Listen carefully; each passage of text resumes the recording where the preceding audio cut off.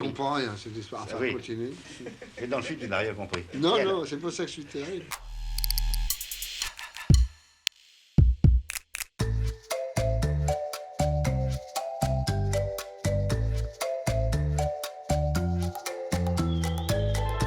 Rappelle-toi le scénario, tu l'as lu, oui, il n'a pas de tête. Tu t'amènes avec ta grosse bagnole. La Rolls. La Rolls. C'est le Rolls. Une Oui. Rolls, et on m'a Silver dit- Phantom. et on- Ça y est, il est remonté, ça y On est. m'a même dit, ça c'est une parenthèse, lui ne peut pas partir en vacances, et ses vacances sont fichues, il rentre chez lui.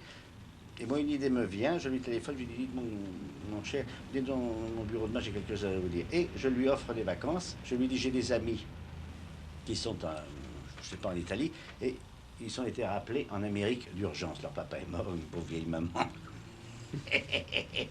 qui est morte, la pauvre. Et alors, elle est morte là-bas. Alors, ils sont obligés de reprendre l'avion et de repartir. Et la voiture reste à Naples, et de Naples, il faut qu'elle aille jusqu'à Bordeaux pour transiter de là, aller jusqu'à jusqu'en Amérique. Jusqu'à Miami. Oui, jusqu'à Je Miami. comprends rien, cette histoire. Enfin, Oui. continue. Et dans le film, tu n'as rien compris. Non, Et non, c'est pour ça que je suis terrible. Et alors, cette voiture-là, moi, je dois aller la prendre à Naples et la ramener à Bordeaux. Et là, je lui ai dit, voulez-vous le faire? Il me dit, c'est formidable. Je lui ai dit, c'est une Cadillac, une petite forme fabuleuse, avec un tourne-disque, téléphone et tout ce que vous voulez. Oui. Il dit, c'est formidable. Et alors, il part, on est content, on se serre la main, et il s'en va à Naples. Et entre-temps, tout de suite après, nous apprenons immédiatement que cette voiture est bourrée de drogue. Les pare-chocs sont en or, il y a un énorme diamant. Il faut, pour passer la douane, un corneau pour balader ça. Voilà l'histoire.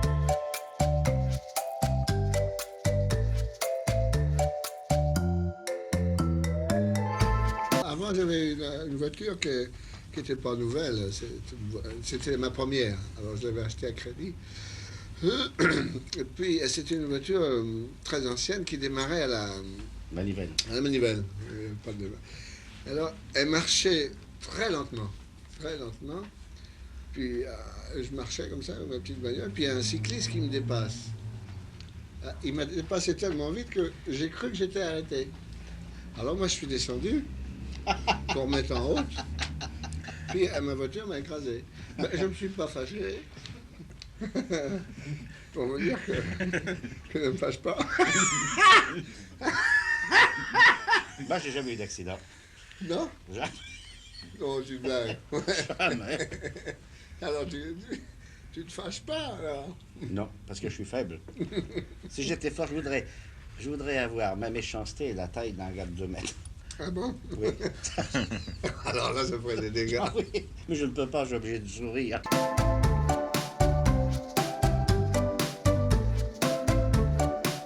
J'ai une histoire, un ami musicien.